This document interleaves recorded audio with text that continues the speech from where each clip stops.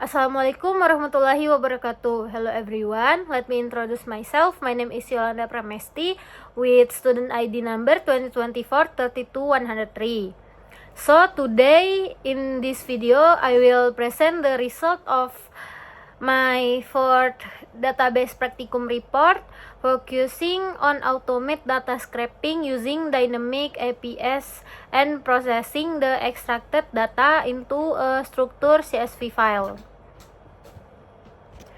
Before writing the actual script, the very first step I took was conducting a methodical network inspection.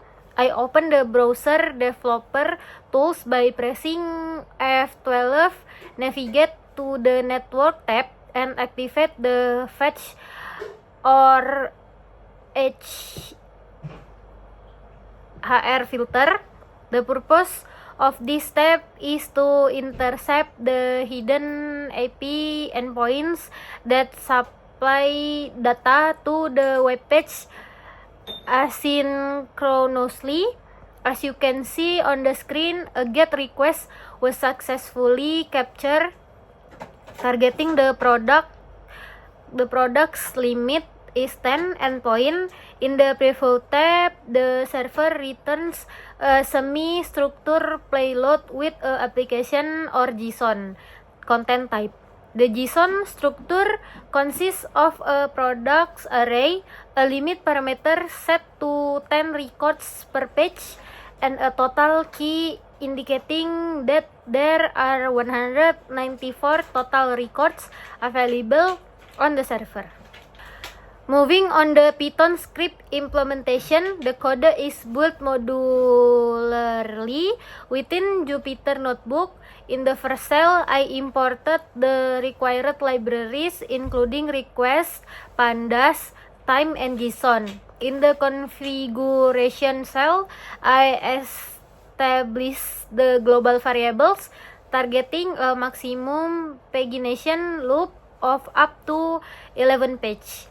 The core engine of this automation resides in the third cell. Here I implemented a dynamic looping mechanism since the AP uses a limit and skip pagination scheme. The script dynamically calculates the skip offset value on every single iteration. The main challenge when scraping without knowing the total number of pages beforehand is defining the termination condition. To solve this, I embedded an automatic breaking switch if the product array returned by the server is empty or its length equals 0. The program will instantly trigger a break statement to exit the loop. Furthermore, I add a time slip 05 delay to ensure the script acts responsibly and does not overload the target server. Once the loop finishes executing, the system logs display an orderly sequence of successful data extraction from page 1 to page 11. The raw JSON data accumulated in the memory list is then transformed into a structured two-dimensional relational table using the pandas data frame library. As shown in the fourth cell, the final dataset contains exactly 110 rows and 22 attribute column. Calling the product underscore data frame dot head function allows us to verify a clean sample of the top 5 rows with consistent tabular column. Finally, in the fifth cell, I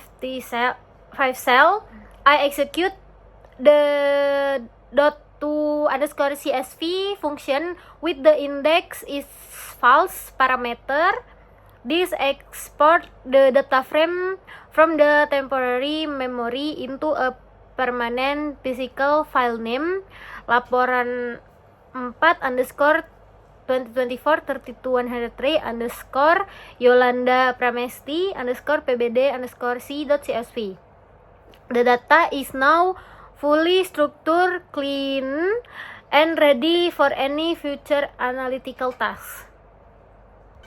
In conclusion, the entire data pipeline workflow from tracking the hidden IP endpoint, automating the pagination loop with an empty data breaker, to transforming semi-structured JSON into a proper relation loop with an empty data breaker, to transforming semi-structured JSON into a proper relation format, has been successfully executed without any system errors.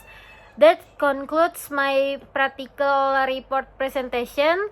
Thank you very much for your time and attention. Wassalamualaikum warahmatullahi wabarakatuh.